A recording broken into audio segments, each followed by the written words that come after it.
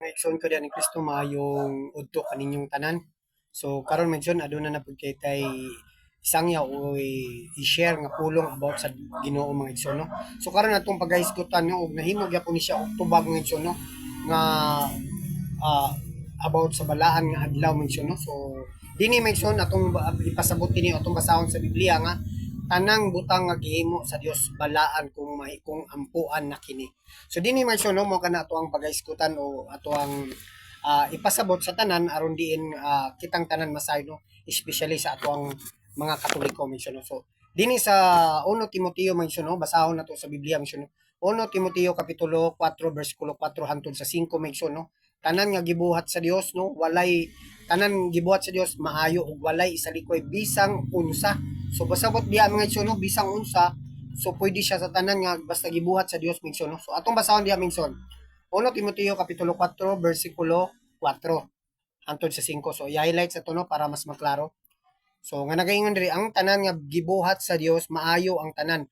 Angay dawaton og ang pagpasalamat og walay isalikoy bisang unsa. Ang pulong sa Dios og ang pag-ampo maoy nakapabalaan. So dinhi nga punto misyon bisan unsa wala isalikuan. So mga pagkaon gihimo sa Dios, mga adlaw din na, adlaw gabi gihimo na sa Dios mga igsoon tanan naa dinhi sa kalibutan mga igsoon gihimo na sa Dios. Ug din mga igsoon kanang tanan mga igsoon pinaagi sa pag-ampo mamahimo kana siya og balag. Hilabi na sa mga pagkaon mga igsoon ang pagkaon usab kung pasalamatan nato na pag-ampo nato na mamahimo nang siyang balaan. And then about sa mga adlaw o gabi mga igsoon kung mag-ampo kita dinha kanang magpasalamat ta karong adlaw so mamahimo ng balaan karong adlaw man sunod tanan especially kung naata dito sa simbahan nga nagasimba gayud kita man sunod.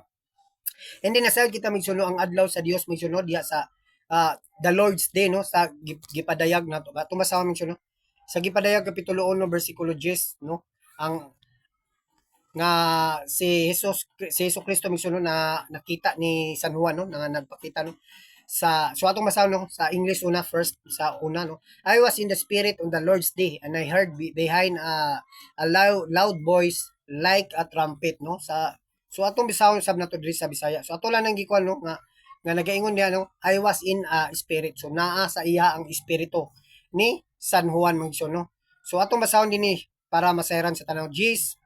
So atong tagal Bisaya mismo no. Sa adlaw sa Ginoo gigamhan ako sa espiritu ug nadungog ko gikan sa akong luyo ug kusog tingog nga milanog sama sa usa ka trumpeta. Mingon kini sulat ang imong nakita ug ipadala ang imong isulat ngadto sa pito ka simbahan. So katong nakita ni San Juan Migsulong katong mga gipakita sa Ginoo mga isulo ni Kristo, so ipasulat ug ipadala dito sa tanan sa pito ka simbahan niya diha sa Epeso na mention no Epeso, Smyrna, so tanan sa pito ka simbahan sa gitukod sa Dios mention no. So mo na ano, hinding mo na ang adlaw sa Lord's Day, the Lord's Day no, I was in the spirit. So naa gyud ang espiritu ni mikunsad sa iyang espiritu sa Dios no. So sa Salmo 118 bersikulo 24 mention no nga pahinumduman gayud ang adlaw sa pagluwas kanato sa Dios mention no. So unsay buhaton na mention no katong pagkamatay ni Kristo and then sa diha sa pagkabanaw ni Kristo mention no mo na ang adlaw sa Ginoo nga kinahanglan nga maglipay ug magmaya kita mention no kay giluwas diha man ta giluwas sa Dios so pagkabanaw sa atong Ginoong Kristo. So atong basahon din na mention no sa Salmo kapitulo 118 bersikulo 24. So atong i-highlights kung igsoon no para maklaro. Mao kini ang adlaw nga gihinumduman nato, no? Hinumduman nato ang pagluwas sa Ginoo kanato. Maglipay ug magmaya kita niini, no? So kana nga punto misyon ang kamatayon sa tong Ginoong Kristo no sa Bernis man to nga panghitabo misyon no. So angay ba kita nga maglipay ni ana? So dili gayon misyon kay namatay gud dapat mo mutimbaya punta sa iyang kasakit tungod kay sa iyang kasakit misyon na diha na iya nang gibuhat sa atong Ginoo aron atong mga sala no mapapa na. And then sa Sabado mga igsoon sa ikaduhang adlaw sa atong Ginoong Kristo sa iyang kamatayon so maglipay pud diha kita diha o magmaya. So dili gayon misyon kay naa siya sa lubnganan. So magpadayon gyapon natong pag-ampo og pagpasalamat kaniya ni ana magsulo pero magsabay ang atong pasulubon no nga pinatungod lang kanato no namatay ang atong Ginoong Kristo. Diha sa pagkabanhaw magsulo sa Domingo no, diha kita magmaya kay diha kanang adlaw magsulo maglipay og maya mismo gani ang atong Ginoong Kristo no niadto siya dito sa mga sa ilalom sa yuta mention no aron din nagpakisayon gipahibalo niya nga nabuntog na niya ang kamatayon no. Ang kamatayon mao kanang mga sala sa katawhan mention. So mao na mention no. So ang adlong Domingo mao gayud ang pagmaya o paglipay mention no. So mao na to diha sa atong simbahang Katoliko mention no. So katong pagkabanaw ni Ginoong Hesukristo mention. So gisimba siya sa mga apostoles mention no. So atong basahon diha mention. So Mateo 28 bersikulo 28 bersikulo 1 ug 9 mga igsoon no. So atong i-highlights. So sa title pa lang daan mga igsoon no, nakita na to no, nabanhaw si Jesus. So, pero kini atong mga pinalangga nga mga kaigsoon nga dili Katoliko, so ilan na yung nga ni adto sa lubnganan siyempre. Ang atong mga duha ka Mariano ni adto sa lubnganan apan wala na sila nakita nga patay ang lawas dito no, nabanhaw na si Jesus. So atong basahon no, unya milabay ang adlaw nga igpapalay sa pagkakadlawon sa adlawng Domingo si Maria Magdalena ug laing Maria nangadto aron pagtanaw sa lubnganan. So sa 9 mga igsoon, so atong i-highlights no para mas maklaro. So unya sa kalit misugat si Jesus kaniya ug mingon ang kalinaw maguban kaniya miduol sila kaniya ug mihikap siya sa iyang mga tiil ug misimba kaniya. So mo na may ang punto may no nga ang adlaw sa Domingo may no ang paggabanaw sa atong Ginoong Hesus gisimba gyud siya mention. And then kung ato lang yung diha sa Mateo 28 mention, so ang tema pa lang mention ang title niya nabanhaw si Hesus Kristo. So dili gyud na mahimo na ang ilang pasangil sa tuwa nga ni ang Domingo daw mo ditik adto sa lubnganan o adto sa sementeryo. Apan dinhi mention masayran makita na to nga ang title pa lang nabanhaw na ang ato ang Ginoo man. So dinhi mga igsoon no. Adina sa unang sa Mateo 20 sa buhat mga igsoon, buhat 20 bersikulo 7 mga igsoon no. Sumatag adlaw sa Domingo, nagtapok o nagsimba matawag na to na siya simba mga igsoon tungod kay diha man na ang balaang panihapon mga igsoon. So every time nga magsimba kita diha simbahang Katoliko mga igsoon, mao man na ang pinaka main nga pagsimba na tuno akan ng lawas dugo ni Hesukristo ang pagdawat na namin no. So atong basahon mi no. Sa unang adlaw sa semana, so Domingo man no, nagtigom kami aron pagambit sa balaang panihapon ug mga tawo giwalian ni Pablo hangtod sa tuwang gabi kay mugikan man siya sa pagkasunod sa adlaw. So kanang may iso no kanang balaang panihapon sumaw na nga pagdawat sa lawas ug dugo ni Hesukristo man no. Kay dinamig no atong basahon dinhi sa 1 Korinto kapitulo 11 man no. So 1 Korinto kapitulo 11 versikulo 22 o 22 23 mga iso 23. So nga nakaingon din kay nadawat ko gikan sa Ginoo ang pagtulunan nga akong gitulo kaninyo nga ang Ginoong Hesus nga sa gabi sa iyang gibudhian mikuha siya pan unya mupasalamat din nagpasalamat siya sa Dios ug gipikas-pikas niya ang pan ug miingon mao kini ang akong lawas nga alang kanimo buhaton kini aron paghandom kanako. So padayon nito sa 26 25 ug 26 no.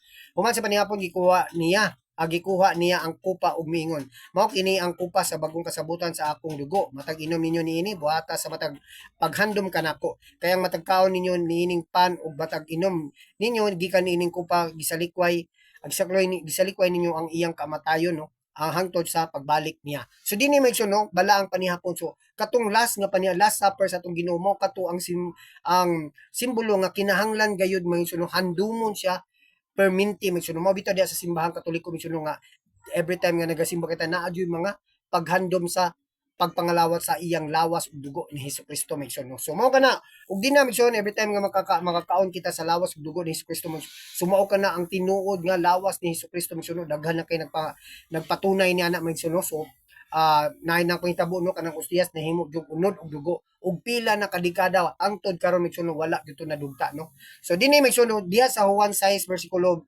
54 may no ang mukaon sa kung unod ug mo inom sa kung dugo makabato og kinabuhing walay katapusan misyon ubanhawon ko siya pagkatapos sa kalibutan. So mo na misyon no makabaton dito kinabuhing walay katapusan misyon no. So mo na din na sa adlawng Domingo mo gyud na dapat handumon og maglipay og magmaya kita tungod kay diha kita giluwas misyon. So kini atong mga ginagamit sa itong mga pinalangga nga dili Katoliko diha sa Exodo 20 bersikulo 8 nga balaanon ang ikapitong adlaw misyon. So kana nga punto misyon no. So kana nga kana nga kung ato yung subayon sa pinakaunang nga Biblia mention no, sa original no, walay adlaw din na no. So kung ibutang yapon nato niya Sabado mention okay gapon na medyo no.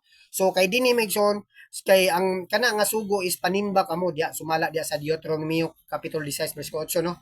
So apan mention no naghisgot diya sa Colosas 2 bersikulo 13 mention no atong basahon. Colosas kapitulo 2 bersikulo 13 kama so 13 kama 15-16 mention no. So nga nagaingon kaniadto patay kamo sa espiritu tungod sa inyong mga sala ug tungod kay dili man kamo Hudiyo busa wala mahisakop sa balaod apan karon gibanaw na kamo sa Dios uban ni Kristo gipasaylo na kita sa Dios tanan tang mga sala. So dinhi nga punto mention no kay dili man kita mga Hudiyo so dili kita nahisakop sa balaod. So mo na kamusayklo man na mention no kapanahon ni Moses. So dili kita og nagingon dinhi sa 15 mention nga pinaagi sa iyang kamatayon sa krus gibuntog ni Hesukristo sa espiritu ng pangulo sa otoridad no gipasundayag niya ngadto sa tanan nga ilang kapildihan. So sa 16 mention no busa ayaw ninyo itugot nga may magsaway kaninyong mahitungod sa pagkaon o ilimnon o mahitungod sa adlaw sa balaan o nga balaan o kasaulugan sa bagong bulan. So dinhi may suno kanang mga nga dili kita angay nga mutugot nga sawayon kita sa pagkaon o bawal mo ana, bawal mo sa inom ug kaning nga adlaw maura ni gibalaan sa Dios. Wala mangig suno nag-ingon dinhi nga dili na itugot tungod kay sumala din na sa Roma magsono Roma 14 bersikulo 5 mentiono kay nasayod kita mentiono kaniadto sa panahon ni Moises sa daang tugon so ang ilang kapal ang rest din nila dito mention or Sabbath day o adlaw ipapulay isa ra jud ka adlaw mentiono kay ibutang Sabado mention maura jud to ang gipakuan nito mention so bawal ka mulapas so dili ka mo simbahan na kay patyon ka so and then kay katong nga mga balaod mention katumanan ni ana mention ang ato ang Ginoong Hesukristo no and then dinausab sa Hebreo kapitulo 4 bersikulo 8 9 mention naghisgot ang Dios da og laing adlaw alang sa katawan sa Dios kay wala man kahatag og kapalayan si Josue mention mo nang naghisgot ang Dios mao to nga pag-abot ni Hesukristo dinhi nabanaw siya Domingo ug diha kita giluwas niya na and then mention sa mga adlaw mention o sa mga pagkaon mention wala na tanan nga gibuhat sa Dios is balaan no subala sa tong unang nga tisitas no dito sa 1 Timoteo 4:4 mention no nga 5 na nga tanan gibuhat sa Dios maayo og mahimo siyang balaan kung pinaagi sa atong mga pagampo and then mga no ang ang adlaw igpapahulay mention about sa tuan bisang unsang adlaw mention libre kita kung hain diin ang atong gituhuan mga no so atong basahon mention dina sa Roma kapitulo 14 bersikulo 5 mga no. So nga nagayno may naguna-una sa nga adunay usa ka adlaw nga mas balaan kay sa uban adlaw samtang ang uban naguna-una sa managsama kabalaan ang tanan adlaw.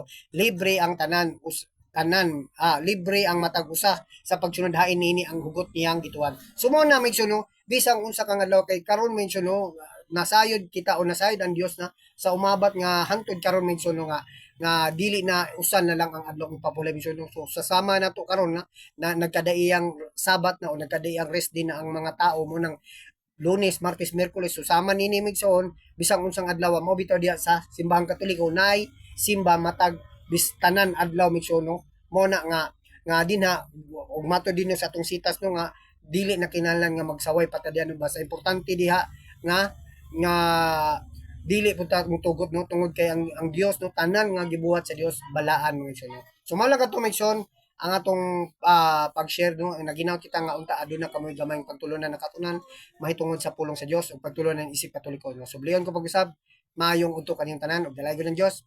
God bless.